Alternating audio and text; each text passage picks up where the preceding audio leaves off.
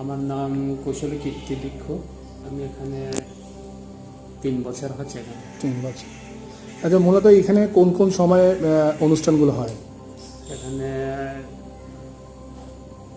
বুদ্ধ পূর্ণিমা, আষাঢ়ী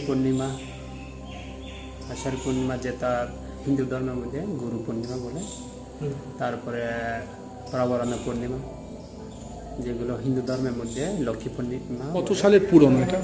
1964 সালে। 64। মূর্তি মন্দির করা হয়েছে বলে এখানে একসময় বুদ্ধ জনগোষ্ঠী ছিল, কিন্তু বুদ্ধ মন্দির ছিল না। তো আমি যতটুকু এখানে এসে জানতে পারছি, তো এখানে কিছু একজন হিন্দু লোক ও এখানে আমাদের বুদ্ধ